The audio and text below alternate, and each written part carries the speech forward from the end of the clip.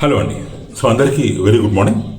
ఈరోజు మనం ఈ వీడియోలో 2 kinds ఆఫ్ పేరెంటింగ్ గురించి మాట్లాడుకోబోతున్నామండి. ఒకటి కార్పెంటర్ కైండ్ ఆఫ్ పేరెంటింగ్, ఇంకొకటి గార్డనర్ కైండ్ ఆఫ్ పేరెంటింగ్.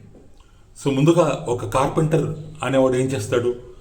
ఒక డోర్ తయారు చేయాలన్నా, లేదా ఒక విండో తయారు చేయాలన్నా, ఒక టేబుల్ తయారు చేయాలన్నా, సో దానికి సంబంధించిన ఒక ఫ్రేమ్ ముందుగా ఒకటి ఫిక్స్ చేసుకొని దాని వుడ్ తీసుకొని వచ్చి ఆ డైమెన్షన్ తీసుకొని ఆ ఫ్రేమ్కి తగ్గట్లు, ఆ డైమెన్షన్స్ తగ్గట్లు వుడ్ని కట్ చేసి ఆ ఫ్రేమ్లో అతికిస్తాడు. అదే ఒక గార్డనర్ ఏం చేస్తాడు? ఒక మొక్కను నాటాలన్నా, లేదా ఏదైనా ఒక తోట పని చేయాలన్నా ముందుగా ఆ ప్లాంట్కి కావాల్సిన పాదును తీసి, సో అందులో బాగా దానికి కావాల్సిన డైమెన్షన్స్తో ఒక పాదును తయారు చేసి అందులో ఈ మొక్కను పెట్టేసి న్యూట్రియంట్స్ ఏమైనా కావాల్సిందే న్యూట్రియంట్స్ పెట్టేసి దాన్ని పూర్తిగా కప్పేసి దానికి టైం సరిగ్గా అవసరానికి తగ్గట్లు వాటర్ని పోస్తూ ఆ మొక్క ఎదగడానికి ట్రై చేస్తాడు.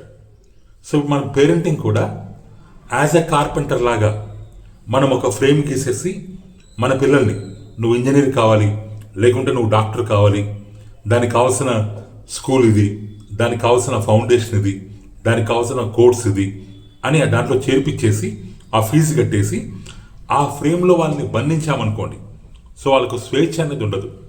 స్వతహాగా వాళ్ళకున్న స్కిల్స్ ఏమి, వాళ్ళ నైపుణ్యాలు ఏమి దానికి తగ్గట్లు డెవలప్ కాకుండా మనం గీసిన ఫ్రేమ్కి తగ్గట్లు పిల్లలు ఎదగడానికి ట్రై చేస్తారు. సో అందరి పిల్లలు ఇందులో ఈ మెథడ్లో సక్సెస్ కాకపోవచ్చు.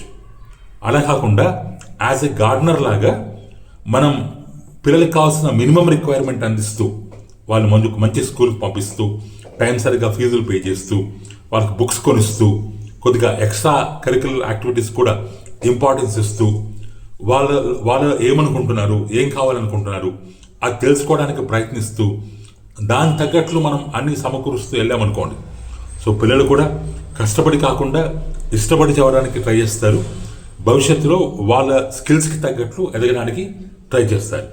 సో కాబట్టి ఫ్రెండ్స్, డిసైడ్ చేసుకోండి, మీరు as a carpenter kind of parenting చేస్తున్నారా, గార్డనర్ కైండ్ ఆఫ్ పేరెంటింగ్ చేస్తున్నారా? ఇప్పటికీ మించిపోయింది లేదు. సో మీరు పిల్లల నైపుణ్యాల్ని, స్కిల్స్ని తెలుసుకొని వాటికి తగ్గట్లు రీసోర్సెస్ అందించడానికి ట్రై చేయండి. సో వాళ్ళు డెవలప్ అవుతారు, ప్యాషన్తో వాళ్ళు అనుకున్న దాన్ని చేయడానికి ట్రై చేస్తారు, వాళ్ళు హ్యాపీగా ఉంటారు, మనము హ్యాపీగా ఉంటాం. సో అందరికీ happy Sunday friends. Thank you. Have a good day.